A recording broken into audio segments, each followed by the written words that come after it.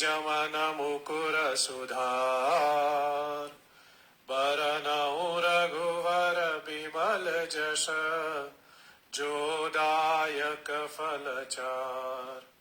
बुद्धिहीन तनु जानिके, सुमिरो पवन कुमार। बल बुद्धि विद्या देहु मोहि, हरहु कलेश विकार। जय हनुमान ज्ञान गुण सागर, जय कपीस तिहु लोक उजागर। रामदूत अतुलित बल धामा, अंजनी पुत्र पवन सुत नामा। महावीर विक्रम बजरंगी, कुमति निवार सुमति के संगी। कांचन बरन विराज सुवेशा, कानन कुंडल कुंचित केशा। हाथ वज्र और ध्वजा बिराजे, कांधे मूज जनेऊ साजे। शंकर सुवन केसरी नंदन, तेज प्रताप महाजगवंदन। विद्यावान गुणी अति चातुर, राम काज करिबे को आतुर। प्रभु चरित्र सुनिबे को रसिया, राम लखन सीता मन बसिया। सूक्ष्म रूप धरि सियहि दिखावा, विकट रूप धरि लंका जरावा। भीम रूप धरि असुर संहारे, रामचंद्र के काज सवारे। लाए सजीवन लखन जियाए, श्री रघुवीर हर्षि उर लाए। रघुपति कीन्ही बहुत बड़ाई, तुम मम प्रिय भरत ही सम भाई। सहस बदन तुम्हारो जस गावे, अस कहि श्रीपति कंठ लगावे। सनकादिक ब्रह्मादि मुनीसा, नारद शारद सहित यहीसा। जम कुबेर दिक्पाल जहाते, कवि कोविद कहि सके कहाते। तुम उपकार सुग्रीवहि कीन्हा, राम मिलाए राजपद दीन्हा। तुम्हरो मंत्र विभीषण माना, लंकेश्वर भय सब जग जाना। युग सहस्र योजन पर भानु, लील्यो ताहि मधुर फल जानु। प्रभु मुद्रिका मिली मुख माहि, जलधि लांघि गए अजरज नाहि। दुर्गम काज जगत के जेते, सुगम अनुग्रह तुम्हारे तेते। राम दुआरे तुम रखवाले, होत न आज्ञा बिनु पैसारे। सब सुख लहे तुम्हारी सरना, तुम रक्षक काहू को डरना।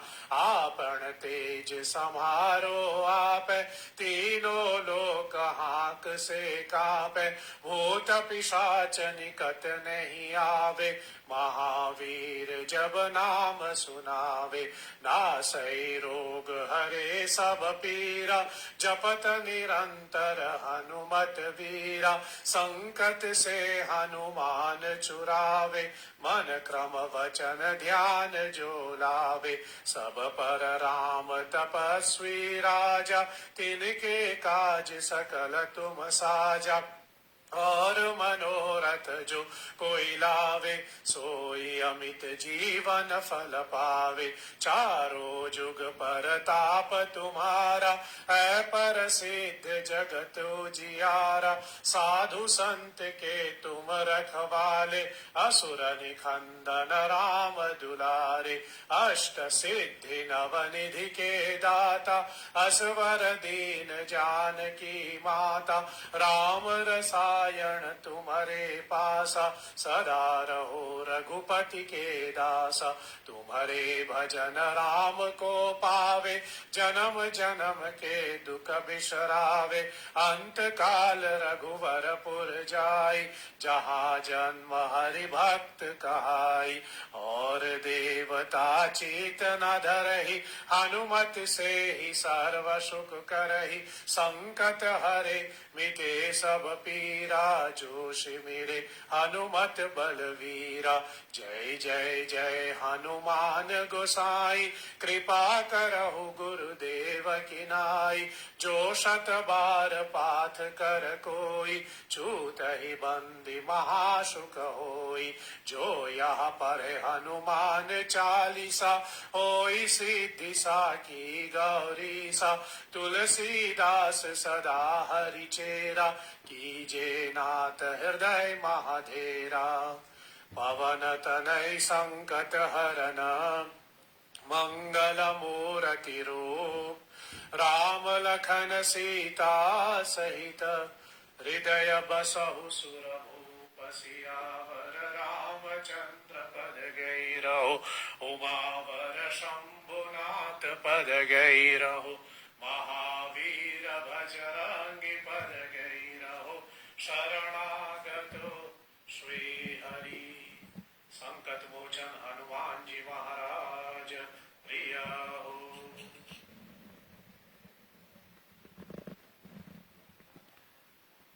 हरि ओम तत्सत्।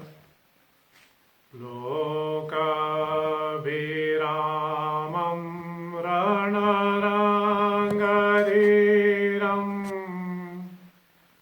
राजीवनेत्रं रघुवंशनाथं कारुण्यरूपं करुणाकरं त्वां श्रीरामचन्द्रं शरणं प्रपद्ये। मनोजवं मारुततुल्य वेगं जितेन्द्रियं बुद्धिमतां वरिष्ठं। वातात्मजं वानरयुतमोख्यं श्रीरामदूतं शरणं प्रपद्ये। श्री श्री सीतारामचंद्राय नमः। श्री गुरुभ्यो नमः।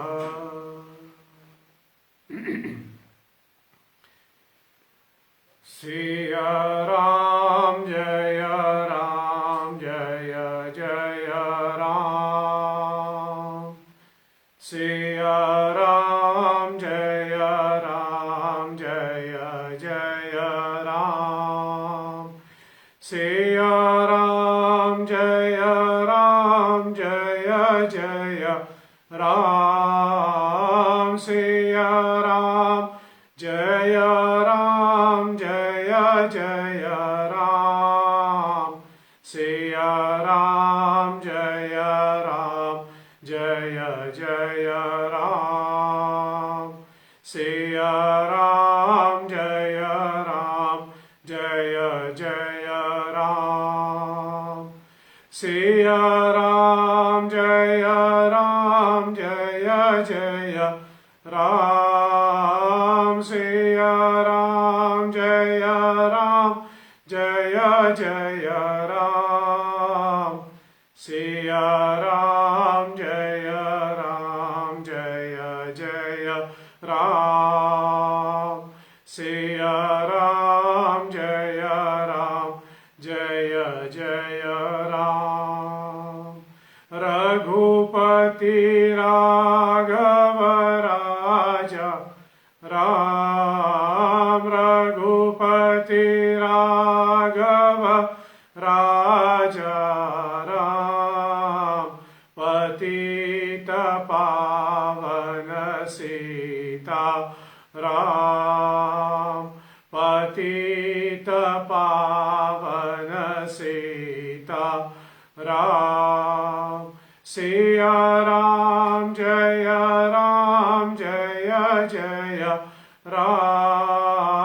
राम सिया राम जय राम जय जय राम सिया राम जय राम जय जय राम सिया राम जय राम जय जय राम श्री कृष्ण गोविंद हरे मुरारी श्री कृष्ण गोविंद हरे मुरारी हे नाथ नारायण वासुदेव हे नाथ नारायण वासुदेव सिया राम जय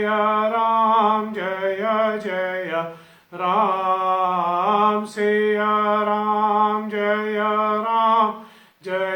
जय राम सिया राम जय जय राम सिया राम जय जय राम सिया राम जय जय राम सिया राम जय जय राम जय जय राम जय जय राम जय जय राम श्री गुरु चरण सरोज रज निज मन मुकुर सुधार बरनउँ रघुवर विमल जस जोदायक फल चार बुद्धिहीन तनु जानिके सुमिरो पवन कुमार बल बुद्धि विद्या देहु मोहि हरहु कलेश विकार सियावर रामचंद्र भगवान प्रिय राम नाम भगवान प्रिय सद्गुरु भगवान प्रिय नमः पार्वती पतये हर हर महादेव हर।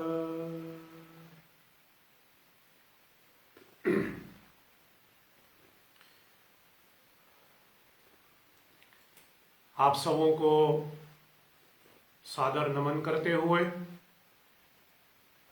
जहां से भी आप जुड़े हुए हैं, सर्वप्रथम मेरी ओर से आप सबों को जय श्री हरि।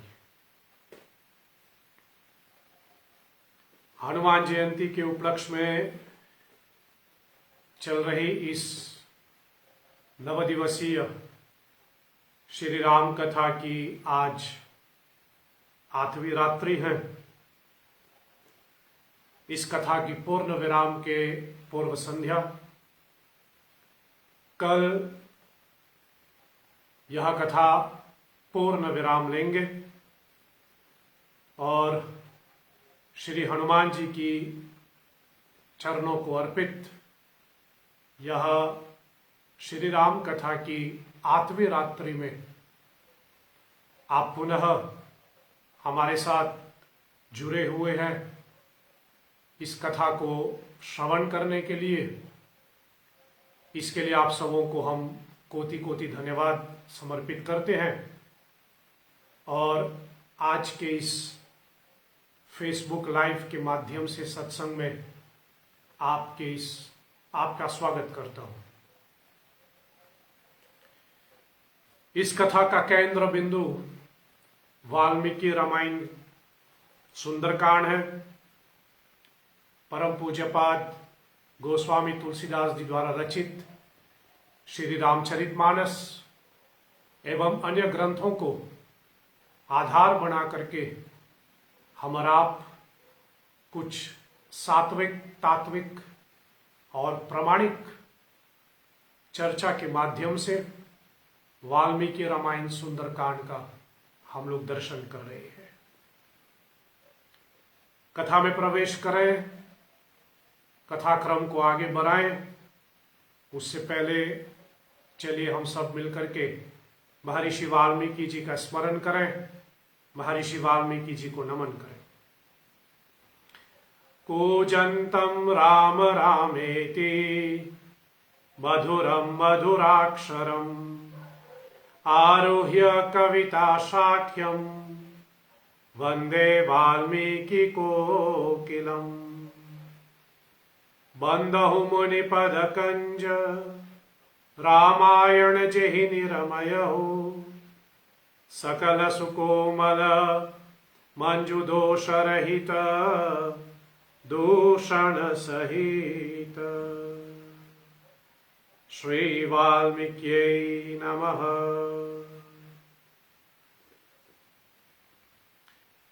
कल कथा के प्रारंभ में हमने आपसे थोड़ा बहुत चर्चा की,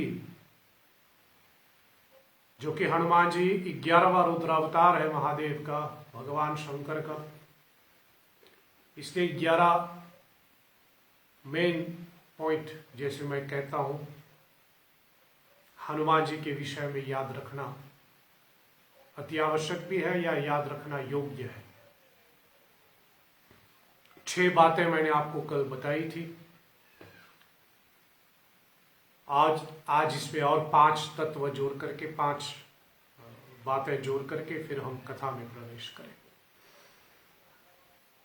7वें जो हमें याद रखना चाहिए, स्मरण करते रहना चाहिए, वह यह है कि जैसे कल भी मैंने संकेत किया था, हमारे पूजा गद्दी पर जहां हम लोग पूजा करते हैं, हमारे पूजा घर में हमारे जो पूजा गद्दी होते हैं,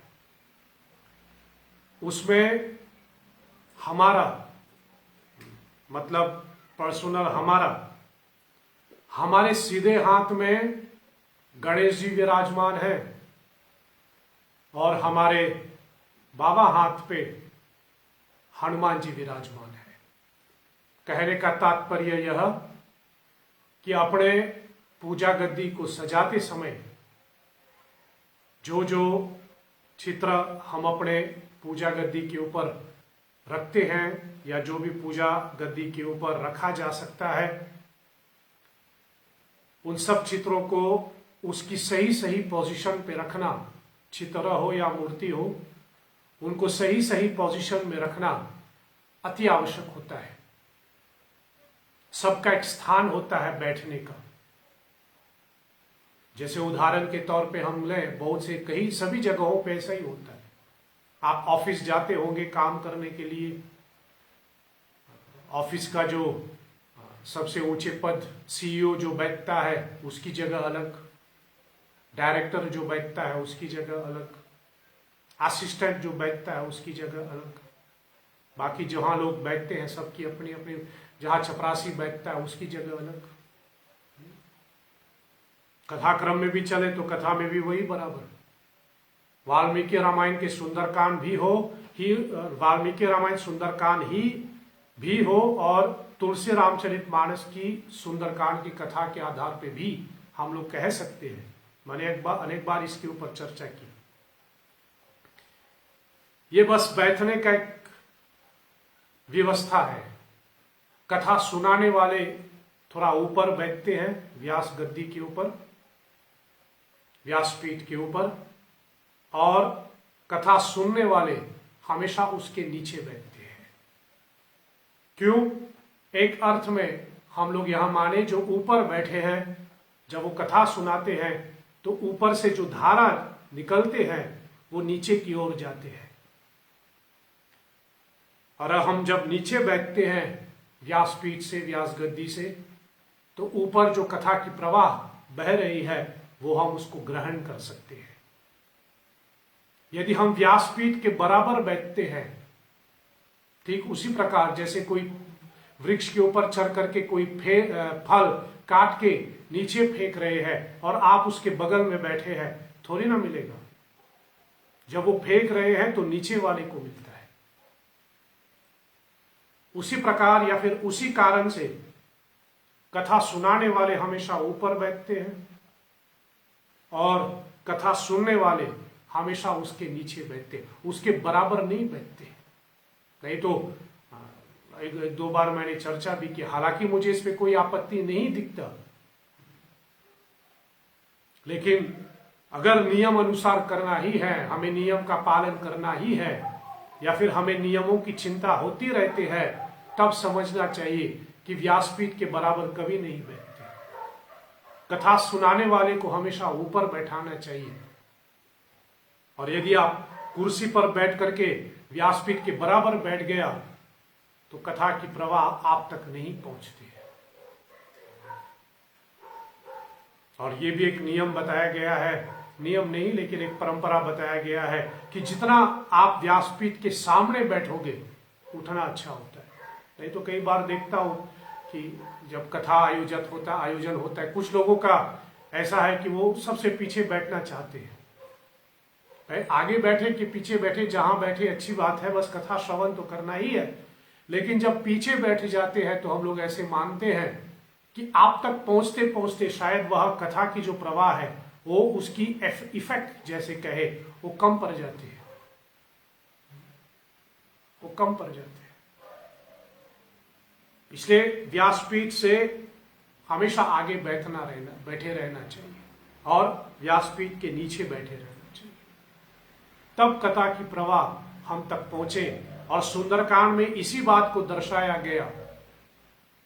और सुंदरकांड में मैंने आपसे वर्णन किया है, श्रीलंका में हनुमान जी राम कथा सुनाते हैं, और हनुमान जी जो राम कथा सुनाते हैं सीता माता को, तो उस समय हनुमान जी अशोक वृक्ष के ऊपर बैठे थे, या फिर यूं कहे कथावाचक के रूप में श्री हनुमान जी अशोक वृक्ष के ऊपर बैठे थे, और कथा के श्रोता के रूप में जानकी जी नीचे बैठी थी। तो इसलिए कथा सुनाने वाले ऊपर बैठते हैं और कथा सुनने वाले नीचे बैठते हैं। इसलिए सबका अपना अपना स्थान होना चाहिए। हम लोग कहीं पर भी जाएं, सबकी बैठने की अलग अलग व्यवस्था की गई है। पार्लियामेंट में भी देखें, जहां प्राइम मिनिस्टर बैठते हैं, जहां स्पीकर महोदय बैठते हैं, जहां संसद लोग बैठते हैं, सबकी अपनी अपनी व्यवस्था। उसी प्रकार हमारे पूजा गद्दी के ऊपर जिन जिन देवताओं को हमें बैठाना है, या फिर जिन जिन देवताओं को हम चित्र के रूप में या मूर्ति के रूप में हम इनकी पूजा करते हैं, उनका अपना स्पेसिफिक पोजीशन होता है। ये नहीं कि यहां डाल दो वहां डालो, जहां मन करे डाल दे, नहीं, उसका अपना अपना एक स्पेसिफिक पोजीशन होता है कि किस चित्र को, किस देवता को कहां बैठाना है। और अभी के लिए बस इतना ही कहूं कि हमारे पूजा गद्दी पर जब हम पूजा गद्दी की तरफ देख रहे हैं तो हमारे सीधे हाथ में हनुमान जी विराजमान, हमारे सीधे हाथ में गणेश जी विराजमान है, और हमारे बाबा हाथ में श्री हनुमान जी विराजमान है। So Hanuman ji always sits on the left hand side of the puja gaddi. आगे हाथ शायद मैं यहाँ फिर इसके ऊपर बोलूं। इस साल की भक्ति साधना कोर्स शायद मई महीने के दूसरे या तीसरे सप्ताह में हम शुरू करेंगे। उस पर तो एक पूरा मॉड्यूल आता है, हाउ टू सेट द पूजा घर। जिन्होंने कोर्स फॉलो किया है आप जानते ही हैं इस विषय पे हमने कितने समझाया है। सो आप इस कोर्स के माध्यम से पूरी जानकारी प्राप्त कर सकते हैं। कि अपनी भक्ति साधना, अपनी जैसे कहे पूजा पाठ कैसे किया जाए। तो सातवीं बात जो याद रखना है हनुमान जी के विषय में कि वो हमारे पूजा गद्दी के लेफ्ट हैंड साइड में बैठते हैं। आठवीं बात, ये भी आप सभी लोग बखूबी जानते होंगे, मैंने पहले भी बोला है, फिर से दोहराऊं, हनुमान जी की पूजा कोई भी कर सकता है। Anyone can worship Shri Hanuman ji, irrespective of gender, irrespective of anything. कुछ भी, कोई ऐसी फर्क नहीं आता है कि ये लड़का है कि लड़की है कि ये है कि वो है, नहीं। हनुमान जी की पूजा कोई भी कर सकता है, और हनुमान जी की पूजा घर के अंदर या घर के बाहर दोनों स्थानों में हो सकता है, इसमें सवाल ही पैदा नहीं होता। हनुमान जी को आप अपने घर में भी रख करके पूज सकते हैं, अथवा परंपरा अनुसार हम इसको घर के बाहर भी रखते हैं, ये भी सही है, लेकिन घर के अंदर भी हनुमान जी की पूजा हो सकती है और कोई भी कर सकता है ऐसा। और इसके ऊपर कोई अंधविश्वास मत लेके चले। स्त्री नहीं कर सकते, कुंवारी लड़की नहीं कर सकते, ऐसा कोई नियम लागू नहीं होता। मुझे बहुत पहले किसी ने यह भी कहा था कि गर्भवती स्त्री को हनुमान जी की चित्र, हनुमान जी की पूजा नहीं करना चाहिए, नहीं तो फिर बच्चे जो है उनका जैसे कहे शक्ल बंदर जैसा बन जाए। अंधविश्वास है ये। इसलिए कोई ऐसे अंधविश्वास के साथ मत बैठिए। हनुमान जी की पूजा कोई भी कर सकता है। नौवा जो हनुमान जी के विषय में हमें याद रखना है, या फिर जो स्मरण में रहे तो अच्छा है, हनुमान जी के अंदर इतने मतलब बल है। आजकल ये कोरोना को लेकर के बहुत से लोग सब अपना अपना नियम देते जा रहे हैं, कोई ये बोल रहा है ये करे, कोई वो कह रहे, कोई वो कर रहे हैं, लेकिन क्या हनुमान जी पे विश्वास उठ गया? क्या जो हम हनुमान चालीसा में पाठ करते हैं, संकट कटे मिटे सब पीरा, क्या ये कम है? जो हमें बड़े बड़े उपाय के पीछे भागना है, बड़े बड़े मंत्रों के पीछे भागना है? हमारे छोटे छोटे से मंत्र, जिसको हम लोग छोटा मंत्र करते, मंत्र छोटा बड़ा नहीं होता, मंत्र मंत्र होता है। लेकिन हमारा विश्वास डगमगा रहे हैं, इसलिए कोरोना काल के समय सब अपना अपना नियम दे रहे हैं। सभी विद्वान जनों को मैं नमन करता हूं। मैं ये ना कहूं कि गलत बोल रहे हैं कि नहीं सुना। आपकी रुचि है तो आप सुनिए, पालन करना है तो आप पालन कीजिए, ये आपकी स्वतंत्रता है। लेकिन समझने वाली बात यह है कि हमारे विश्वास, गोस्वामी जी लिखते हैं हनुमान चालीसा में, सदा रहो रघुपति के दास। हमें सदैव रघुनाथ जी की दास बने रहना है। सदा का मतलब होता है हमेशा। ऐसा नहीं कि अभी कोरोना काल चल रहे हैं तो हम लोग यहां भागते वहां भागते, उस मंत्र के पीछे भागते, वहां भागते वहां भागते, और अभी जैसा हो कि हनुमान जी पे हमारा विश्वास कम हो गया, या फिर हमको लगता है कि हनुमान जी में उतनी शक्ति नहीं है कि वो कोरोना, ये जो वायरस है, उससे हमारी रक्षा कर सकते हैं। नहीं, अभी के लिए हमें बहुत ये करना है, वो करना है, नहीं। विश्वास रखिए, हनुमान जी के अंदर इतनी शक्ति है जिसको हम लोग ठीक ठीक से वर्णन भी नहीं कर सकते, ठीक ठीक से बोल भी नहीं सकते, ठीक ठीक से हम लोग समझ भी नहीं सकते। छोटे छोटे से मंत्र है। छोटे मंत्र का मतलब मेरा ये कि जबानी याद है, संकट कटे मिटे सब पीरा, जो से मिले हनुमत बलवीरा। अरे चोरों साहब, हम लोग जो भगवान विष्णु की आरती करते हैं रोज, पहली लाइन जो हम बोलते हैं, ओम जय जगदीश हरे, हरि जय जगदीश हरे, भक्त जनों के संकट, भक्त जनों के संकट क्षण में दूर करे, ओम जय जगदीश हरे। इस पंक्ति का मतलब क्या है? इस पंक्ति का सीधा मतलब ये है, भक्त जनों के संकट क्षण में दूर करे, बस परमात्मा हमारी भाव समझ लेता है। अब आदमी इसके पीछे भागे, उसके पीछे भागे, इसलिए हर एक परिस्थिति में हनुमान जी पे विश्वास रखना चाहिए। और मैंने अनेक बार इसके ऊपर बोला है, अभी तो कोरोना काल के लिए भी बोल रहा हूं, लेकिन ये दिमाग में स्मरण आ रहे हैं, मैंने अनेक बार बोला भी है, शायद फिर से दोहराऊं ताकि सभी को फिर मेरे ये संदेश पहुंचे।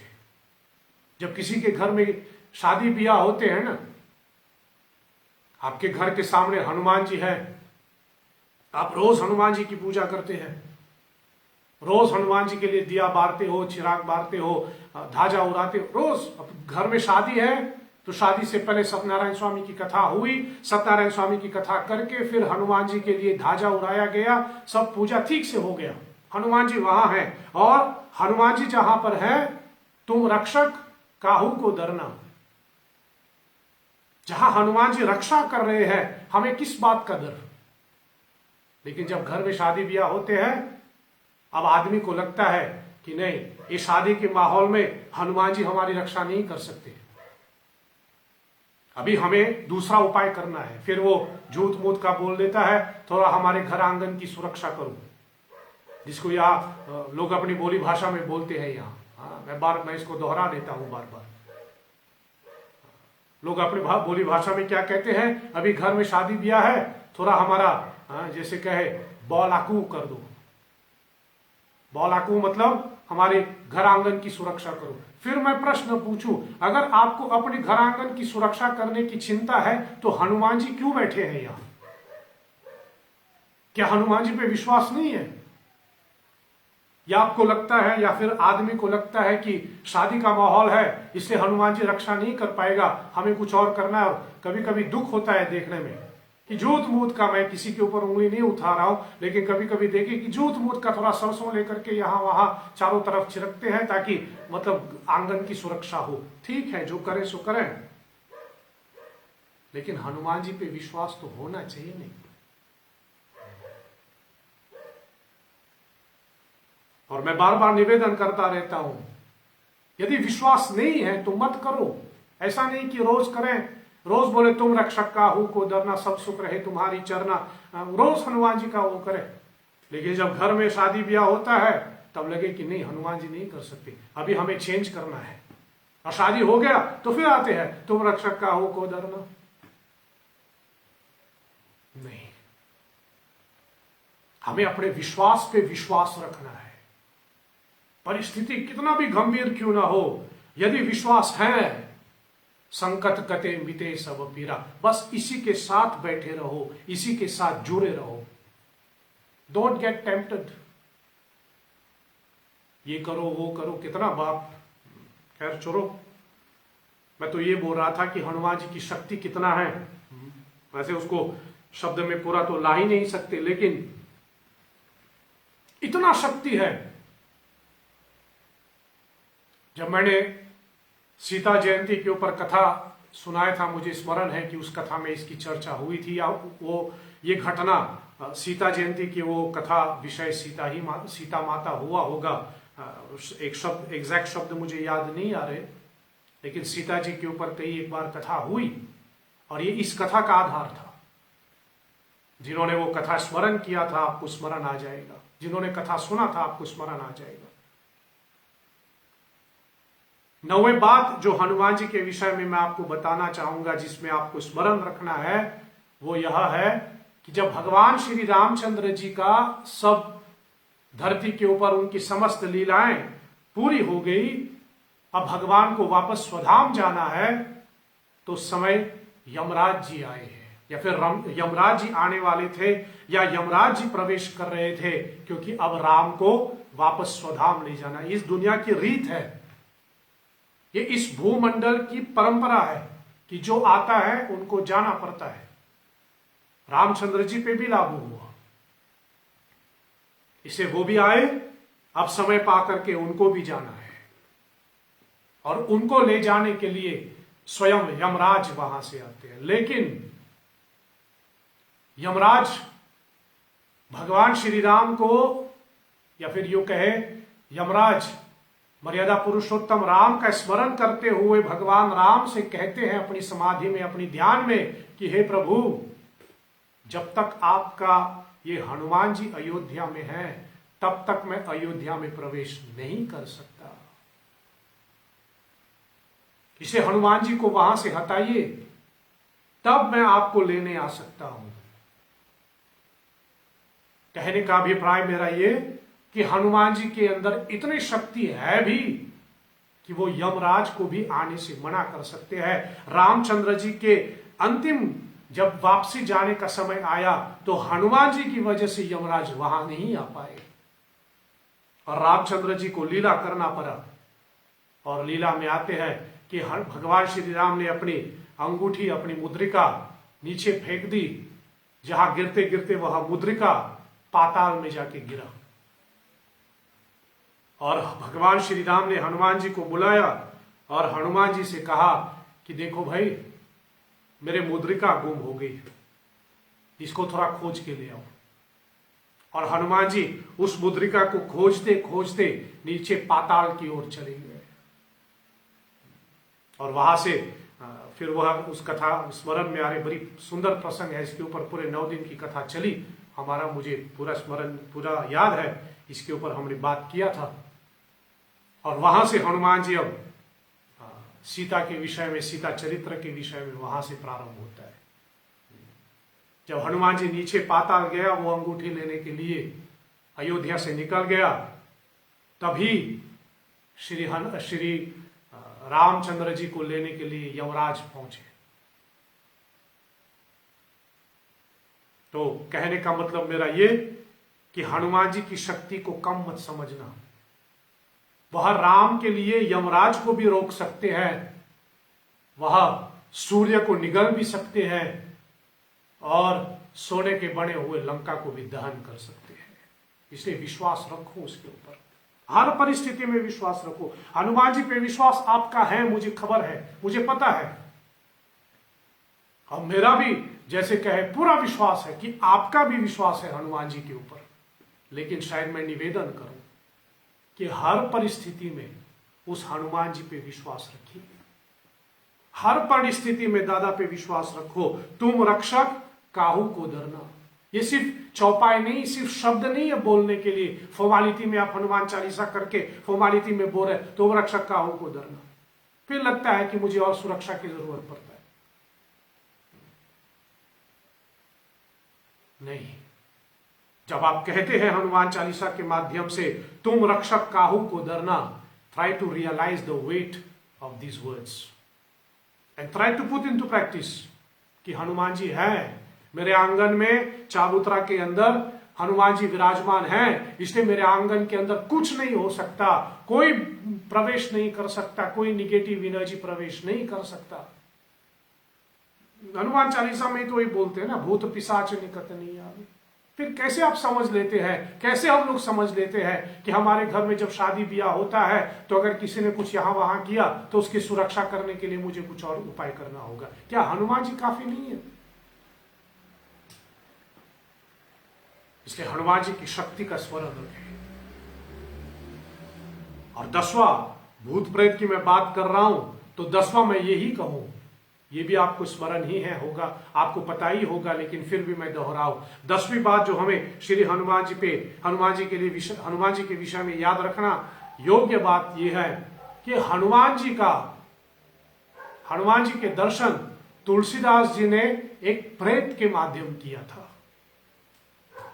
एक प्रेत के माध्यम, थ्रू अ प्रेत, प्रेत माने जिसको हम भूत प्रेत कहते हैं, प्रेत के माध्यम से तुलसीदास जी को श्री हनुमान जी का दर्शन हुआ। यह भी बड़ी सुंदर प्रसंग है, फिर कभी आराम से। लेकिन जो स्मरण रखने वाली बात यह है कि प्रेत के माध्यम से गोस्वामी जी को हनुमान जी का दर्शन हुआ। और 11वां बात मैं कहूं जो सबसे जरूरी है मेरे हिसाब से, ध्यान देना, हमेशा याद रखना, हनुमान जी की कृपा, हनुमान जी की पूजा करने से, हनुमान जी के आशीर्वाद से आपके ऊपर कोई भी ग्रह दशा हो सकता है, आपकी जन्म कुंडली के ऊपर, आपकी राशि के ऊपर कोई भी ग्रह की दशा हो सकता है, लेकिन हनुमान जी की कृपा से, हनुमान जी के आशीर्वाद से हर एक ग्रह की शांति हो सकता है। हाँ, यद्यपि मैं मानूं कि ज्यादातर हम लोग शनि ग्रह की शांति के लिए हनुमान जी की पूजा करने की बात करते, लेकिन केवल शनि देव के लिए नहीं, आपके ऊपर कोई भी ग्रह की दशा हो, उसकी शांति के लिए हनुमान जी की पूजा करो। हनुमान पूजा या फिर हनुमान जी की पूजा से we can be able to appease any favorable unfavorable ग्रह दशा। तो हनुमान जी की पूजा से हम लोग ग्रह शांति कर सकते हैं, इसलिए विश्वास रखिए इसके ऊपर।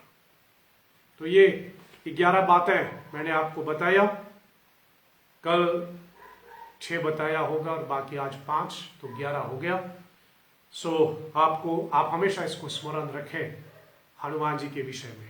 चलिए वाल्मीकि रामायण में प्रस्थान करें और फिर उसके बाद अंत में हमें भुषुंडी रामायण भी करना है। आज भुषुंडी रामायण का पाठ भी होना है, सो आप अपने भुषुंडी रामायण को भी तैयार करके रखिएगा, ताकि हम कथा के अंत, आज की सत्संग के अंत में हम लोग भुषुंडी रामायण का पाठ करेंगे। चलिए अभी वाल्मीकि रामायण सुंदरकांड की कथा के लिए 2 चौपाई जो श्री रामचरितमानस से लिया है, हम उनका थोड़ा पाठ कर लें, मन, वाणी और वातावरण को पवित्र करें।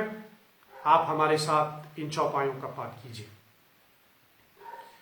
मंगल भवन अमंगल हारी, मंगल भवन अमंगल हारी, द्रवहु सुदशरथ अजीर बिहारी, द्रवहु सुदशरथ अजीर बिहारी, मंगल भवन अमंगल हारी, मंगल भवन अमंगल हारी, द्रवहु सुदशरथ अजीर बिहारी, द्रवहु सुदशरथ अजीर बिहारी,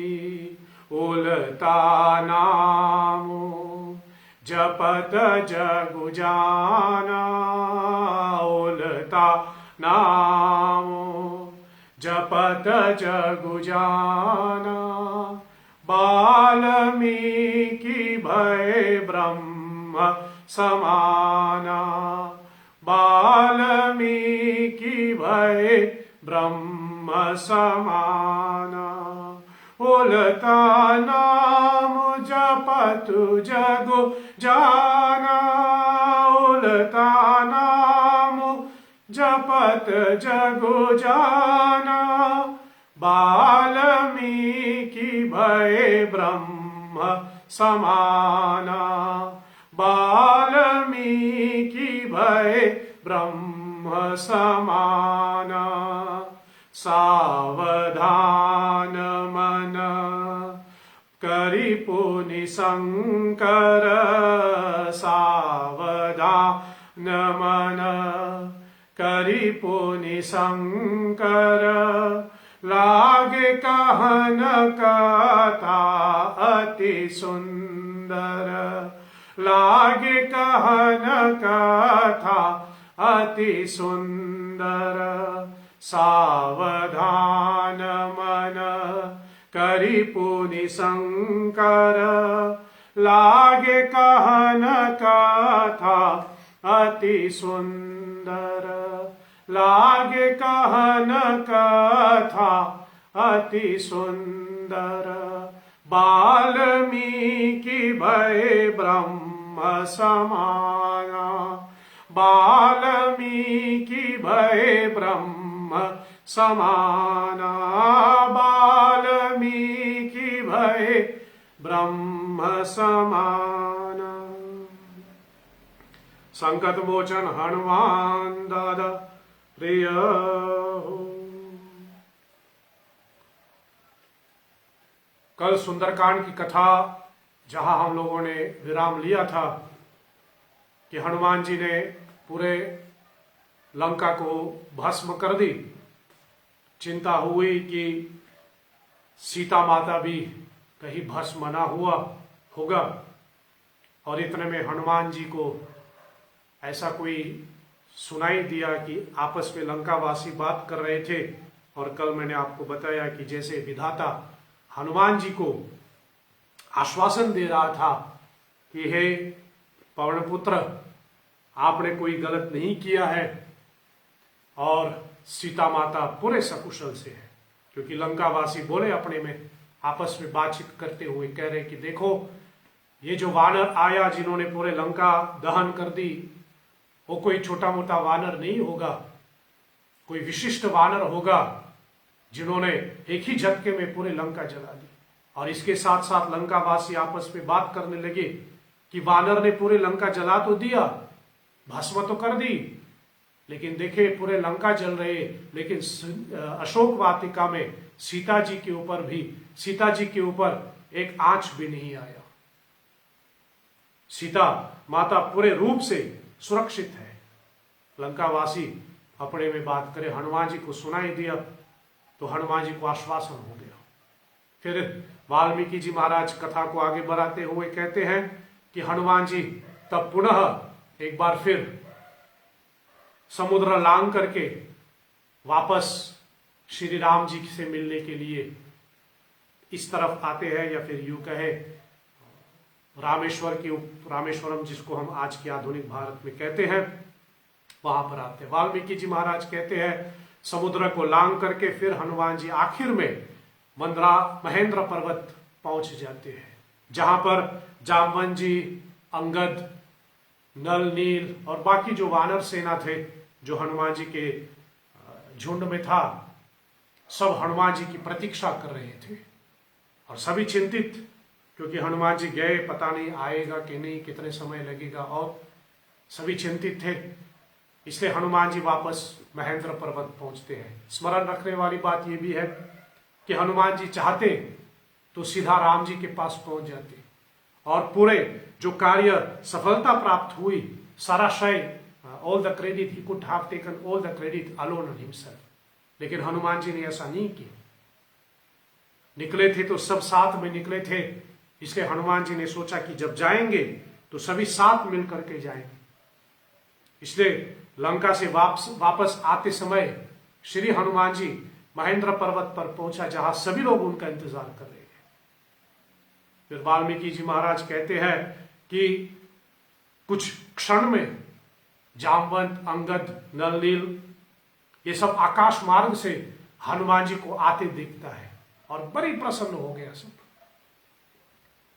सब बहुत जोश में आ गया और वानरों को देख करके श्री हनुमान जी भी और भी प्रसन्न हो गया।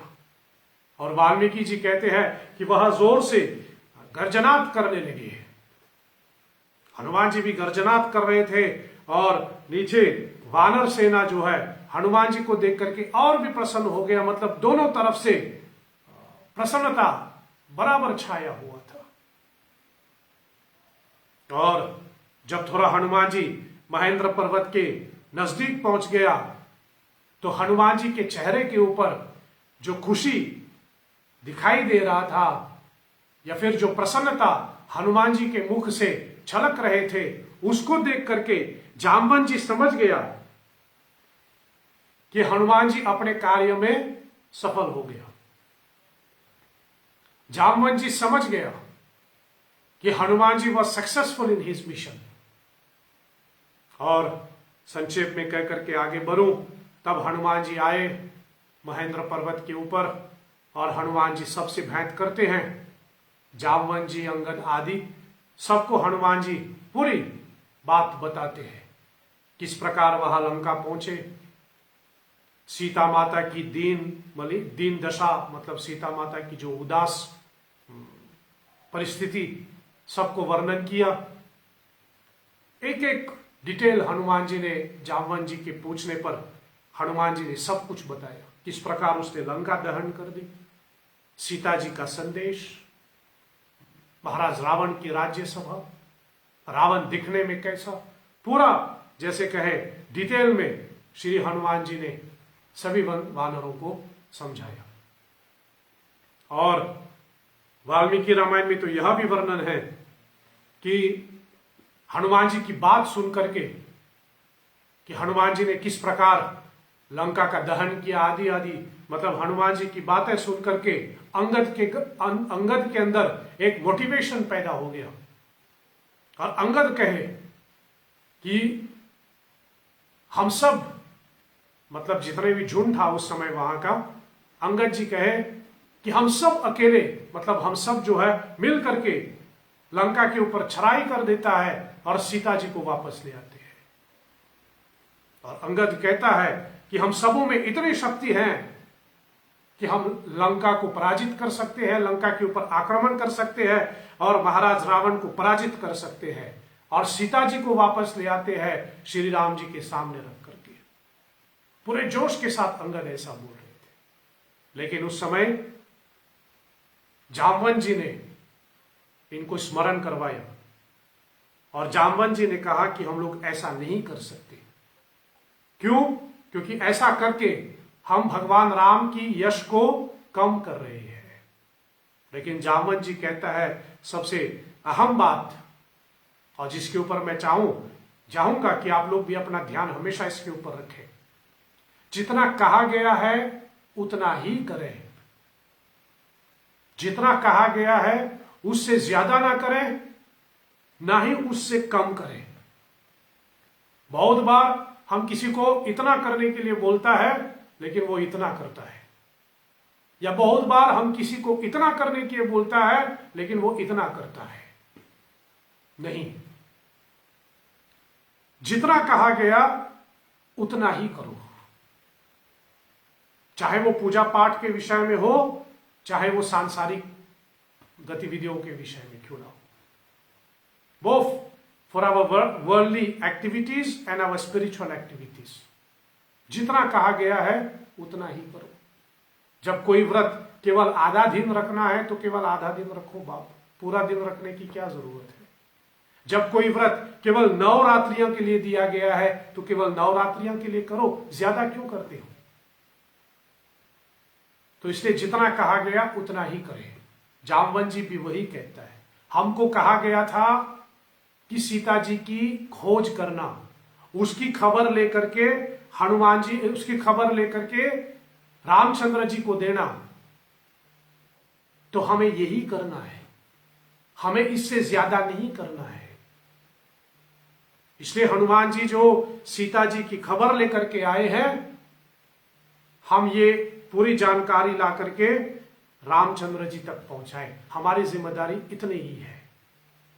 जामवंत जी के ऐसा कहने पर सभी लोग मान गए और सभी लोग जामवंत जी के बात से सहमत हुए। फिर हनुमान जी, अंगद आदि आदि जो है सब रामचंद्र जी से भेंट करने के लिए वापस आते हैं। फिर वाल्मीकि रामायण में यहां उल्लेख किया गया कि जब वह श्री रामचंद्र जी के पास जा रहे थे तो वानर जो है वह मधुबन से गुजरता है।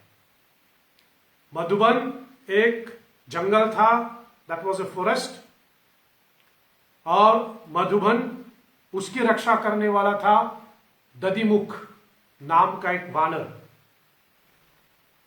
दधिमुख नाम का जो वानर है वह महाराज सुग्रीव के मामा लगता है। मामा हिंदी वाला, महाराज सुग्रीव के मामा लगते थे दधिमुख, और वही मधुबन की रक्षा करते थे, मतलब उस जंगल की रक्षा करते थे। वानर लोग जब उस मधुबन से गुजर रहा था, जो कि वो सब बहुत प्रसन्न था, दे वर वेरी हैप्पी। जैसे हम लोग कभी कभी कहते हैं we should celebrate our success, वैसे ही वानरों को लगा कि we should celebrate our success. इसलिए वह जंगल में जितने फल फूल और मधु था वह उन सब का पान करने लगे, वह उन सबको खाने लगे। जामवंत जी से आज्ञा पा करके सभी लोग मधुबन के फल फूल आदि जो है जितने भी हैं उसको खाने लगे। और जब सभी वानर उस वन के सभी फल फूल आदि खा रहे थे तो जाहिर सी बात है, मतलब स्वाभाविक है कि वह जंगल जो है थोड़ा बहुत नष्ट हो रहे थे। दधिमुख जो उस वन की रक्षा करते थे उसको खबर हुई कि वानरों ने आकर के यहां फल फूल आदि खाए। और यह भी कहा जाता है कि सुग्रीव को वो वन और उस वन में मिलने वाले फल वगैरह उनको अच्छा लगता था, मतलब उसको खाने में उनको बहुत आनंद होते थे। इसलिए दधिमुख हमेशा उस वन के फल वगैरह सुग्रीव के लिए रखता था, और सुग्रीव वानरों के राजा था। तो कहने का अभिप्राय ये भी है कि वह मधुबन का जो फल है वो महाराज सुग्रीव के लिए रखा जाता था, लेकिन वानरों ने पूरे तहस नहस कर दिया। वानरों ने पूरी वन को उजाड़ना शुरू कर दिया, मतलब उजाड़ नहीं रहे थे लेकिन खाते खाते वन को उजाड़ रहे थे।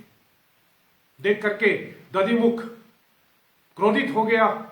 पहले तो उन्होंने उन लोगों को रोकने की बहुत कोशिश की, लेकिन जब उनसे नहीं हो पाया तो आखिर में वह दधिमुख महाराज सुग्रीव के पास गए उन वानरों का शिकायत करने के लिए।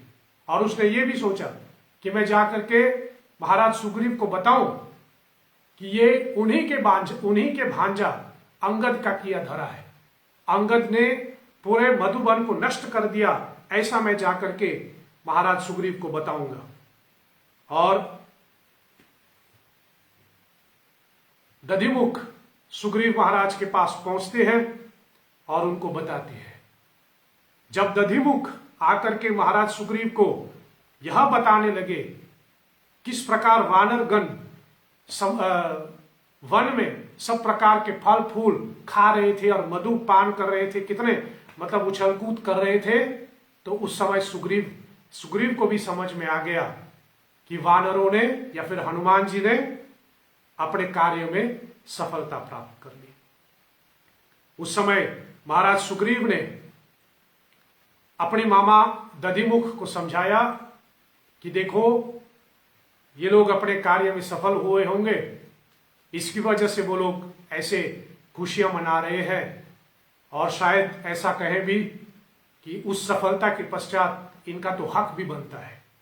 इसलिए हे मामाश्री, आप जाकर के उन लोगों को बोले कि वह अतिशीघ्र हमारे पास पहुंचे और जितने जल्दी आ जाए उतना अच्छा है। दधिमुख भी समझ गया और वो वापस मधुबन में आते हैं, और मधुबन में हनुमान जी, जामवन जी आदि जो है सबको महाराज सुग्रीव का संदेशा देते हैं। मधुबन में दधिमुख वानरों को बताते हैं कि महाराज सुग्रीव, श्री राम, लक्ष्मण बड़े बेचैनी से आप लोगों का इंतजार कर रहे हैं। They are waiting for you very patiently. इसलिए फिर आप जितना जल्दी आ जाए उतना अच्छा है। सुनकर के हनुमान जी ने भी कहा कि नहीं, अब हमें किष्किंधा पहुंचना चाहिए, राम से इंतजार नहीं करवाना चाहिए। इतना कह करके हनुमान जी, अंगद, जामवन जी, नल नील आदि सब किष्किंधा पहुंच जाते हैं।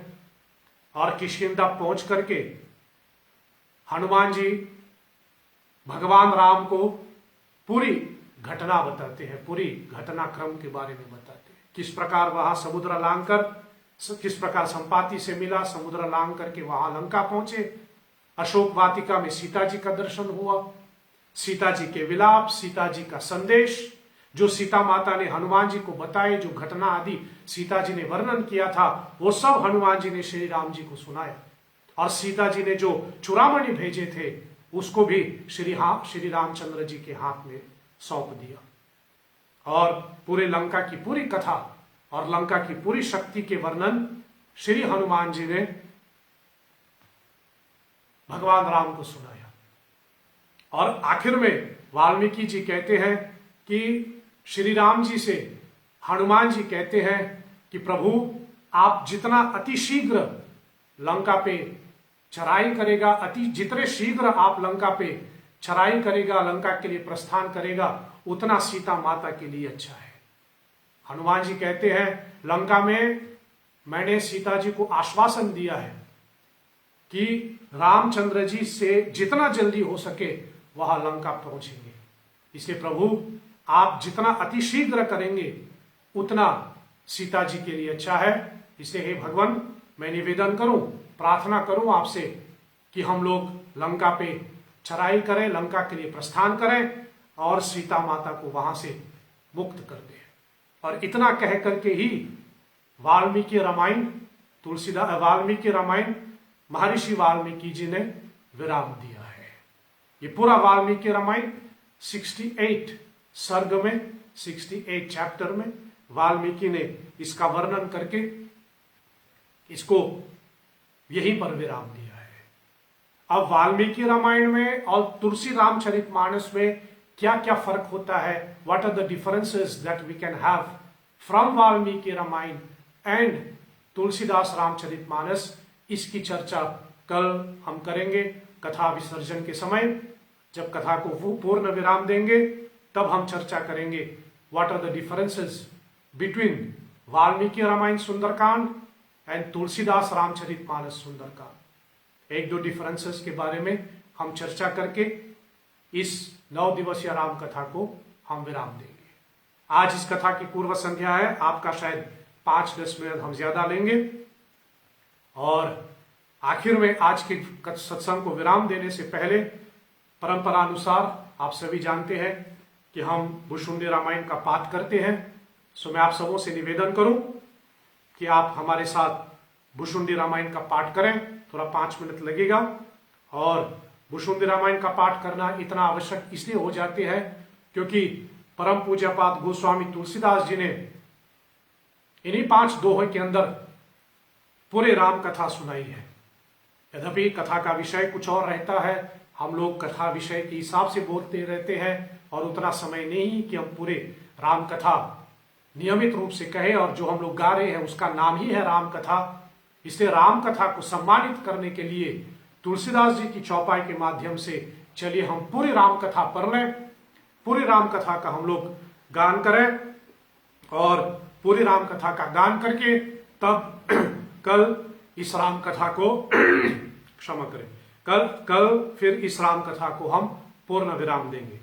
चलिए, आपके पास भुशुंडी रामायण है तो दोहा नंबर 63 उत्तरकांड का, उत्तरकांड की दोहा नंबर 63, यहां से आरंभ होते हैं भुशुंडी रामायण।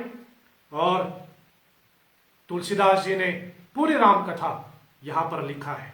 और प्रसंग अनुसार कहूं तो गरुड़ जी को बाबा भुशुंडी ये पूरी राम कथा सुनाते हैं। तो चलिए हम सब मिल करके इस भुशुंडी रामायण का हम लोग पाठ करें। आपके पास मानस आ गए होंगे तो आप प्लीज साथ में पाठ बोलिए, नहीं तो जो भुशुंडी रामायण की छोटी पुस्तिका है आपके पास है भी तो आप उसमें भी फॉलो कर सकते हैं, नहीं तो रामचरितमानस की उत्तरकांड की दोहा नंबर 63 से हम आरंभ कर रहे हैं। नाथ कृतारथ भयहु मैं तव दर्शन खगराज, आय सुदेहु सु करहु अब प्रभु आयहु के ही काज। सदा कृतारथ रूप तुम कह मृदु वचन खगेश, जेहि के अस्तुति सादर निज मुख कीन महेश। सुनहु तात जेहि कारण आयहु सो सब भयहु, दर्श तब पायहु देखि परम पावन तब आश्रम। गयहु मोह संशय नाना भ्रम, अब श्री राम कथायति पावनी। सदा सुखद दुख पुंज न सावनी, सादर तात सुनावहु मोहि। बार बार बिनवहु प्रभु तोहि, सुनत गरुड़ के गिरा विनीता। सरल सुप्रेम सुखद सुपुनीता, भयहुता सुमन परम उचाहा। लाग कहे रघुपति गुण गाहा, प्रथम ही अति अनुराग भवानी। रामचरित सर कहसी बखानी, पुनि नारद कर मोह अपारा। कहसी बहुरी रावण अवतारा, प्रभु अवतार कथा पुनि गाई। तब शिशु चरित कहसी मन लाई, बाल चरित कही विविध विधि। मन महु परम उचाह, ऋषि आगमन कहे सिपुनि। श्री रघुवीर विवाह बहुरी राम अभिषेक प्रसंगा पुनि नृप वचन राज रस भंगा पुरवासिन कर बिरह विषादा कहसि राम लक्ष्मण संवादा विपिन गगन केवत अनुरागा सुरसरी उतरी निवास प्रयागा बाल्मीक प्रभु मिलन बखाना चित्रकूट जिमि बसे भगवाना सचिवागवन नगर नृप मरना भरतागवन प्रेम बहुवरना करि नृप क्रिया संग पुरभासी भरत गए जहाँ प्रभु शुकरासी पुनि रघुपति बहुविधि समुझाए ले पादुका अवधपुर आए भरत रहणी सुरपति सुत करनी प्रभु अरु अत्रि भैत पुनि बरनी कहि विराध वद जेहि विधि देहत जी सरभंग बरनि सुतीक्षण प्रीति पुनि प्रभु अगस्त सतसंग कहि दंडक वन पावन ताई गीधमयत्री पुनि तेहि गाई पुनि प्रभु पंचवती कृत बासा भंजी सकल मुनि की त्रासा पुनि लक्ष्मण उपदेश अनुपा सुपन खाजिमि कीन्ह कुरूपा खर दूषण वद बहुरी बखाना जिमि सब मरमु दशानन जाना दस कंधर मारीच बत कही जेहि विधि भई सो सब तेहि कही पुनि माया सीता कर हरना श्री रघुवीर विरह कचुवरना पुनि प्रभु गीध क्रिया जिमि कीन्हि बदि कदम्ब शबरिहि गति दीन्हि बहुरी विरह बरनत रघुवीरा जेहि विधि गए सरोवर तीरा प्रभु नारद संवाद कही मारुति मिलन प्रसंग पुनि सुग्रीव मिताई वाली प्राण कर भंग कपिहि तिलक करि प्रभु कृत शैल प्रवर्षण वास बरनन वर्षा शरद अरु राम रोष कपित्रास जेहि विधि कपिपति कीस पथाए सीता खोज सकल दिशि धाए विवर प्रवेश कीन्ह जेहि भांति कपिन बहोरी मिला संपाति सुनि सब कथा समीर कुमारा नाधत भयहु पयोधि अपारा लंका कपि प्रवेश जिमि कीन्हा पुनि सीतहि धीरजु जिमि दीन्हा बन उजारि रावण ही प्रबोधि पुर दहि नादेहु बहुरी पयोधि आए कपि सब जहाँ रघुराई वैदेही की कुशल सुनाई सेन समेत जथा रघुवीरा उतरी जाई वार निधि तीरा मिला विभीषण जेहि विधि आए सागर निग्रह कथा सुनाए सेतु बांध कपि सैन जिमि उतरी सागर पार गयहु बशी थी बीर बर जेहि विधि बाली कुमार निशिचर कीस लड़ाई बर निशि विविध प्रकार कुंभकर्ण घणनाद कर बल पौरुष संघार निशिचर निकर वरन विधि नाना रघुपति रावण समर बखाना रावण वध मंदोदरी शोका राज विभीषण देव अशोका सीता रघुपति मिलन बहोरी सुरन कीन्हि स्तुति कर जोरी पुनि पुष्पक चरि कपिन समेता अवध चले प्रभु कृपा निकेता जेहि विधि राम नगर निज आए बायस विशद चरित सब गाए कहसि बहोरी राम अभिषेका पूर्वर नृपनित नीति अनेका कथा समस्त भुषुंदि बखानी जो मैं तुम सन कही भवानी सुनि सब राम कथा खगनाहा कहत वचन मन परम उचाहा गयहु मोर संदेह सुनेहु सकल रघुपति चरित भयहु राम पद नेह तब प्रसाद बायस तिलक कागभुषुंदी जी महाराज प्रिय हो। तो ये भुषुंदी रामायण है। इन चौपायों का पाठ करके पूरे राम कथा का हम लोगों ने गान किया और मैं निवेदन करता रहता हूं कि सुबह हनुमान चालीसा का पाठ करें और रात को सोने से पहले भुषुंडी रामायण का पाठ करें। भुषुंडी रामायण का पाठ करके सो जाएं तो अच्छी सी नींद आते हैं और अच्छी सी नींद पा करके स्वप्न में भगवान राम मिलने आ जाते हैं। इसलिए आप सोने से पहले एक भुषुंडी रामायण का पाठ अवश्य करें। कितना समय लगता होगा, 3-4 मिनट ही लगता है और वो भी जब ज़बानी याद आ जाते हैं तो आप उसको और भी आसानी से कर सकते हैं। तो आप भुषुंडी रामायण का पाठ करते रहिए। और आज इस सत्संग को मैं यही विराम देता हूं। पुनः आपको स्मरण करवाऊं, कल इस कथा की अंतिम सत्संग चलेगा और ये कथा की अंतिम दिन पूर्णाहुति के निमित्त कल हम लोग 11 हनुमान चालीसा का पाठ करेंगे। नॉर्मली हम लोग हनुमान यज्ञ करते हैं, लेकिन अब की बार या फिर परिस्थिति अनुसार हनुमान यज्ञ नहीं होगा, लेकिन फिर भी हनुमान चालीसा का 11 पाठ हम सब मिलकर के करें और इस कथा को पूर्ण विराम देंगे। और कल की कथा दिन के 10 बजे मॉरिशस टाइम अनुसार दिन के 10 बजे हम लोग शुरू करेंगे इसी फेसबुक लाइव के माध्यम से। और 11 हनुमान चालीसा का पाठ करके तत्पश्चात इस वाल्मीकि रामायण सुंदरकांड के विषय को विराम दे करके वाल्मीकि रामायण सुंदरकांड और रामचरितमानस सुंदरकांड का हम लोग थोड़ा सा डिफरेंसेस के ऊपर बात करके 11 साढ़े 11 बजे तक कल की कथा को विराम देंगे। सो कल दिन के 10 बजे से हम लोग शुरू करें, लेटेस्ट 11 बज के आधा तक समाप्त हो जाएगा और अंतिम दिन है। और मैं आशा करता हूं पूरे 9 दिनों तक पूरे 8 दिनों तक आप हमारे साथ जुड़े हैं, तो 9वें दिन भी आप अवश्य ही हमारे साथ जुड़ेंगे और हम इस राम कथा को विराम देंगे। चलिए अभी के लिए इस सत्संग को विराम दें। और आपको पता ही है कि हम लोग अपने डिकॉन्फाइनमेंट के आज शुरू हुआ है, लेकिन फिर भी आप अपनी सावधानी बरतते रहिए। जो जो प्रिकॉशन लेना है वो अपना प्रिकॉशन बनाए रखें, मास्क पहनिए, सोशल डिस्टेंसिंग वगैरह मेंटेन करें, हाथ वाथ धोते रहना और जो भी नियम का पालन किया गया है आप इन सभी नियमों का पालन करके ही हम अपने आप को सुरक्षित रख सकते हैं। चलिए इन्हीं विचारों से आज की कथा को विराम दो, आज की सत्संग को विराम दो। थोड़ा समय ज्यादा हो गया, इसके लिए आप सबों से क्षमा चाहूंगा। और अंत में भगवान श्री राम को स्मरण करके इस 8वीं रात्रि की सत्संग को हम विराम देते हैं। अच्युतम केशवम राम नारायणम कृष्ण दामोदरम वासुदेवम हरिम श्रीधरम माधवम गोपिका वल्लभाम श्री जानकी नायकम श्री रामचंद्रम भजे। जय जय जय हनुमान गोसाई कृपा करो गुरुदेव की नाई।